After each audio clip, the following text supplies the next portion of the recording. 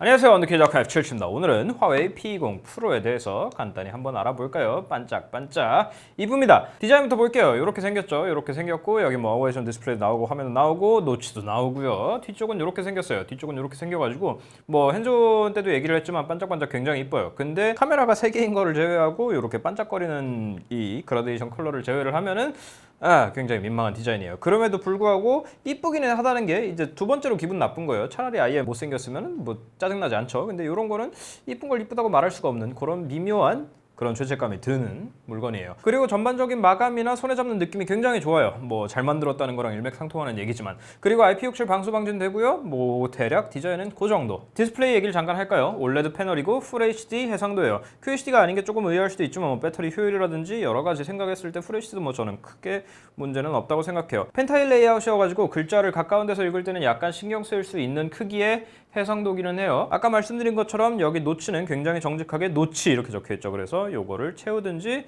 숨기든지 할 수 있고 여기 색상에서 자연스러운 색조라는 게 있죠. 이거는 쿨톤처럼 주변 색을 분석해서 화이트 밸런스를 자동으로 맞춰주는 거예요.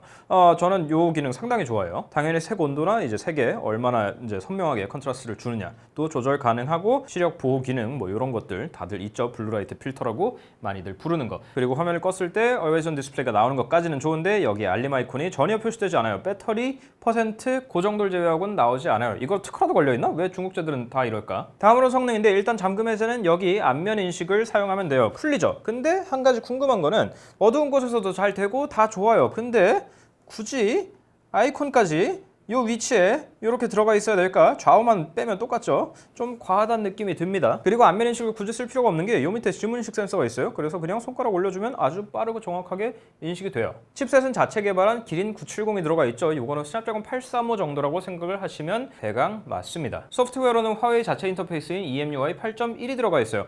EMUI가 어느 순간부터 버전이 올라가면서 그러니까 누가로 올라가면서부터는 굉장히 깔끔하고 여러 가지 빠르고 사용하기에도 편리해졌어요. 그런데 한 가지 신경 쓰이는 건 그 디자인이에요. 뭐 디자인이 전반적으로 약간 촌스러운 느낌이 날랑말랑한 그 경계선에 있는 거는 둘째 치고서라도 요 음악 아이콘이라든지 설정 아이콘이라든지 굳이 정말 이렇게까지 만들어야 되나? 그래도 EMUI를 마냥 싫어하지 않는 이유는 자체적으로 화면 녹화가 된다든지 이렇게 두드려가지고 화면 캡처를 한다든지 하는 소소한 기능들이 꽤 편리하기도 하고 여기 내비게이션 바 옵션도 굉장히 다양하게 있기 때문이에요. 기본적으로는 당연히 이렇게 하고 숨기고 이런 식으로 사용할 수 있고 이렇게 온스크린 바, 안드로이드 파이가 올라가면서 보셨겠지만 이 바로 이렇게 사용할 수도 있고 아예 밑에 지문인식 센서를 이용해서 짧게 누르면 백, 길게 누르면 홈 그리고 이렇게 쓱 하면은 멀티태스킹 이거 굉장히 편해요. 이렇게 사용할 수도 있어요. 하지만 P20 프로에서 가장 중요한 건 역시 카메라죠. 여기에 트리플 카메라가 있어요. 렌즈가 3개 들어가 있어요. 카툭티가 조금 있는 편이긴 한데 여하튼 요거 실행은 뭐 화면 꺼진 상태에서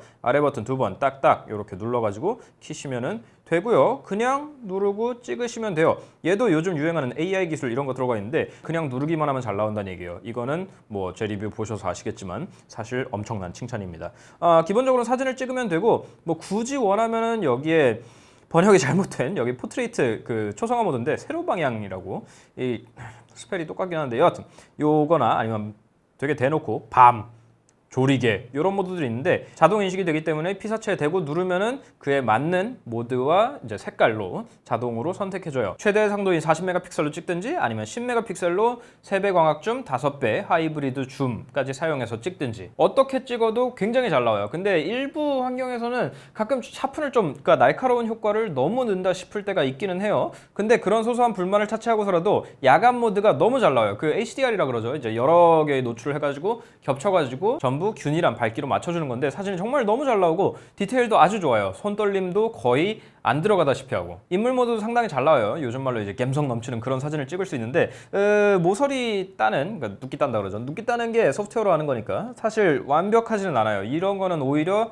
샤오미가 더 잘 딴다 싶기는 해요. 전면 카메라는 이렇게 여기에 노치 사이에 숨어 있죠. 얘도 인물 모드가 상당히 잘 나와요. 여기서 조절을 해주면 되고요. 이렇게 예술적 복해 효과라 그러는데 굳이 자기 입으로 예술적이라 그러는 건 좀 전 웃긴 것 같은데 여하튼 요거 굉장히 잘 나오고 한 가지 아쉬운 건 얘도 마찬가지로 이 그 테두리를 딸 때 샤오미보다는 조금 덜 하더라고요. 자꾸 샤오미랑 비교하게 되네. 최근 거는 샤오미가 제가 본 것 중에 사실 제일 잘 나와가지고. 다음으로는 음향인데 요즘 트렌드에 맞춰서 얘도 3.5mm 이어폰 잭이 없죠. 한 가지 다행인 거는 출력 자체는 굉장히 좋고 여기 돌비 애트모스가 들어가 있어서 입체 음향, 스마트, 영화, 음악 중에서 선택할 수 있다는 거예요. 이퀄라이저가 없는 게 조금 아쉽기는 한데 뭐 소리 자체가 괜찮아가지고 그렇게까지 아쉽지는 않더라고요. 그리고 얘도 스테레오 스피커가 들어가 있어요. 아래쪽에 하나, 요 리시버 겸용으로 하나 있는데 요거 품질 굉장히 좋아요. 여기 스테레오 플러스라는 기능이 있어가지고 켜놓으면 세로로 들을 때는 트래블과 베이스, 가로로 돌리면은 좌우로 나눠가지고 소리가 나요.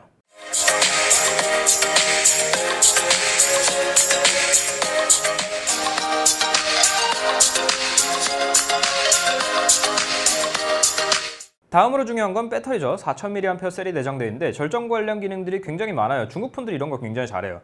절전 모드, 초절전 모드, 화면 해상도 조절, HD까지 낮출 이유는 사실 전 없다고 생각하는데 여튼 그런 것도 있고 인터페이스 색상을 어둡게 사실 요거는 오히려 테마에 가까운 거긴 한데 아몰레드 들어간 기기에만 있더라고요. 이론적으로는 그게 맞긴 한데 이제 감성적으로는 테마에 들어가 있어야 되지 않을까 싶긴 한데 여하튼 이런 모드들 그리고 백그라운드 제어 같은 걸 통해서 나오는 것은 6시간 반에서 7시간 정도입니다. 그동안 화웨이 폰들이 워낙 스펙타클한 배터리 사용 시간을 많이 보여줘가지고 이제 이 정도는 충격적이진 않지만 사실 일반적으로는 이틀 정도 충분히 사용하실 수 있을 거예요. 제가 조금 험하게 써가지고 와이파이 하나도 안 쓰고 풀 LTE로 웹서핑 많이 흰색 많이 나오는 웹서핑 많이 써서 그런 거니까 일반적으로는 차고 넘칠 정도의 수명이기는 해요. 충전은 아래쪽에 있는 USB Type-C 포트로 하죠. USB-C로 바뀌었죠. USB-C 포트로 하는데 최대 2.5W인가? 여하튼 그렇게 출력이 나와가지고 30분 만에 58%를 충전할 수 있어요. 근데 그거는 번들 충전기 얘기고 충전기를 꽤 가리는 편이에요. 원래 화웨이 슈퍼차지 충전기도 구형 같은 경우에는 고속이라고 뜨긴 하는데 엄청 느리고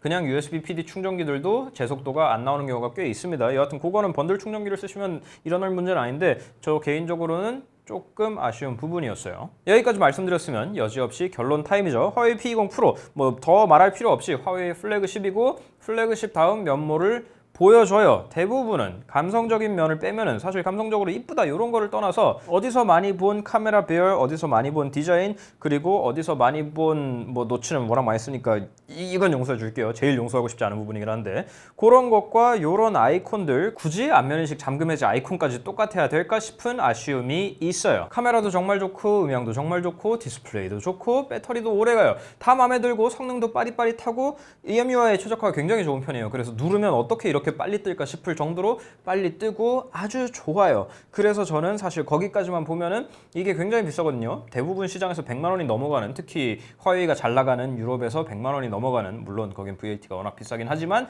가격임에도 불구하고 납득할 수 있다고 생각하려는 순간 너무나 아이폰과 비슷한 이 모습에 제가 그 돈을 줄 이유가 과연 있을까 싶은 거예요. 민망하잖아요. 제가 100몇만 원 주고선 이렇게 민망한 기계를 들고 다니면서 뭐 남들의 시선이 중요한 게 아니라 내가 보기에도 이거는 누가 봐도 어디서 왔는지 딱 보이는데 굳이 이런 걸 그 돈 주고 살 필요가 있을까? 화웨이는 억울해서라도 좀 이런 디자인을 바꾸길 바랍니다.